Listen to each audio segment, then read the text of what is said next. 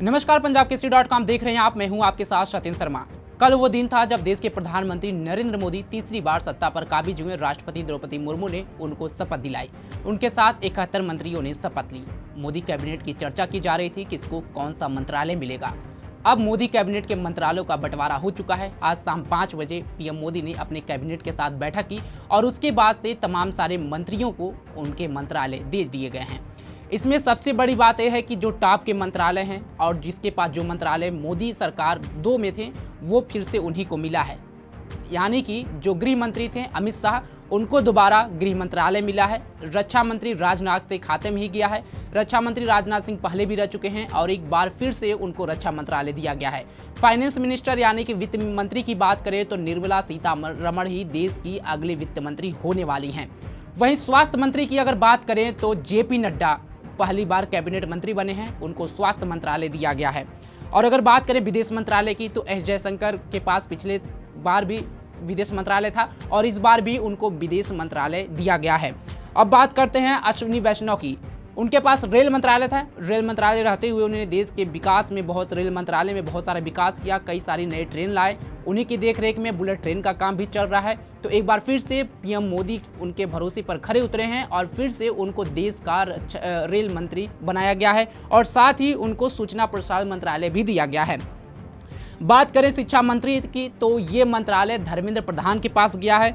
शिवराज सिंह चौहान जो सबसे ज़्यादा वोट के अंतर से जीत के आए हैं, लगभग 8.5 लाख वोटों से विदिशा से जीत करके चुनाव आए हैं। चर्चा हो रही थी कि आखिरकार इनको कौन सा मंत्रालय मिलेगा। तो शिवराज सिंह चौहान मध्य प्रदेश में एक बड़े नाम है, मामा के नाम से जाने जाते हैं और शिवराज सिंह चौहान को कृषि मंत्रालय दिया गया है। इनका काफ़ी जमीनी स्तर पर पकड़ है और इसी को देखते हुए कहीं ना कहीं उनको ये मंत्रालय दिया गया है। बात करते हैं कृषि मंत्रालय के साथ साथ इनको पंचायती एवं ग्रामीण विकास मंत्रालय भी दिया गया है। अब बात करते हैं श्रीपद नाइक की। इनको ऊर्जा राज्य मंत्री बनाया गया है। जीतन राम मांझी को एमएसएमई मंत्री भी बनाया गया है। पीयूष गोयल को वाणिज्य मंत्रालय दिया गया है। हरदीप सिंह पुरी को पेट्रोलियम मंत्रालय दिया गया है। पहले भी ये मंत्रालय उन्हीं के पास था। मनसुख मंडाविया जो पहले स्वास्थ्य मंत्री थे, अब उनको लेबर मंत्रालय दिया गया है। किरण रिजिजू को संसदीय कार्य मंत्री दिया गया है। ज्योतिराज सिंधिया को टेलीकॉम मंत्रालय दिया गया है। सीआर पाटिल को जल शक्ति मंत्रालय दिया गया। अगर बात करें ज्योतिराज सिंधिया को तो ज्योतिराज सिंधिया इसके पहले उड्डयन मंत्रालय उनके पास था, लेकिन अब उनके पास चला गया है टेलीकॉम मंत्रालय। सीआर पाटिल जल शक्ति मंत्री बने हैं। चिराग पासवान जो एक नया चेहरा, युवा चेहरा इस कैबिनेट में शामिल हुआ है। बिहार में 5 सीटों पर लड़ा और 5 सीटों पर अपनी पार्टी को जीत दिलाया। चिराग पासवान जो कल से ही जब से वो शपथ लिए हैं, देश की राजनीति में उनका काफ़ी चर्चा चल रहा है और युवा चेहरा होने के नाते इनको खेल मंत्रालय दिया गया है। ये मंत्रालय पहले अनुराग ठाकुर के पास था और जो पिछले दिनों जो चीज़ें हुई थी, खिलाड़ियों पहलवानों का जो आरोप लगा था, आखिरकार अब अनुराग ठाकुर को इस नाम से हटा दिया गया है। उनको कैबिनेट में जगह तक नहीं मिली है और उनका जो मंत्रालय था उसे चिराग पासवान को दे दिया गया है। अब बात करते हैं सर्बानंद सोनोवाल की। तो इनको शिपिंग मंत्रालय दिया गया है। भूपेंद्र यादव पर्यावरण मंत्री ये पहले थे, फिर इनको पर्यावरण मंत्री ही दिया गया है। शांतनु ठाकुर शिपिंग राज्य मंत्री। अन्नपूर्णा देवी महिला एवं विकास मंत्रालय दिया गया है, जो पहले स्मृति ईरानी के पास था। स्मृति ईरानी चुनाव हार चुकी हैं अमेठी से और इस बार उनको मोदी कैबिनेट में जगह भी नहीं मिली है। अब उनका जो मंत्रालय था वो अन्नपूर्णा देवी को दे दिया गया है। राम मोहन नायडू, इनको सिविल एविएशन मंत्रालय दिया गया है। ये मंत्रालय पहले ज्योतिराज सिंधिया के पास था, लेकिन अब राम बाबू नायडू को ये मंत्रालय दे दिया गया है। रवनीत सिंह बिट्टू पंजाब में बीजेपी कांग्रेस छोड़कर के बीजेपी में शामिल हुए थे, लेकिन चुनाव हार गए थे। आखिरकार चुनाव हारने के बाद भी पीएम मोदी ने इन्हें अपने कैबिनेट में जगह दी है और उनको मंत्रालय दिया गया है। अल्पसंख्यक राज्य मंत्री का इनको अब दर्जा मिल गया है।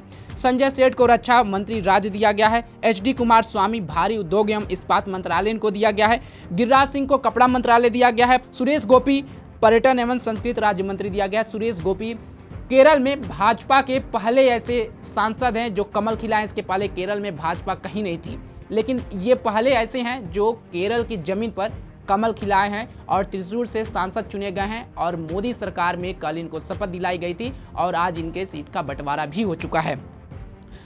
प्रहलाद जोशी को कंज्यूमर अफेयर्स मंत्री भी बनाया गया। और वहीं बात करें अगर हम हरियाणा के पूर्व मुख्यमंत्री को इस बार सांसद का चुनाव लड़ा गया और उनको भी मंत्रालय बांट दिया गया है। वो पीएम मोदी के कैबिनेट का हिस्सा हैं और उनको ऊर्जा मंत्रालय दिया गया है। और कुछ मंत्रियों की लिस्ट अभी आने बाकी है, लेकिन जिन मंत्रियों की लिस्ट सामने आ चुके हैं उस मंत्रियों के नाम और मंत्रालय हम आपको बता दिए गए हैं। और जो भी मंत्रियों की लिस्ट सामने आएंगे एक बार फिर हम आपसे जुड़ेंगे। इस पूरे मंत्रिमंडल पर आपकी क्या राय है और जो मंत्रालय मोदी कैबिनेट में बांटे गए हैं उस हिसाब से उसको आप किस हिसाब से देखते हैं और आपके हिसाब से कौन सा मंत्रालय किस मंत्री को मिलना चाहिए था?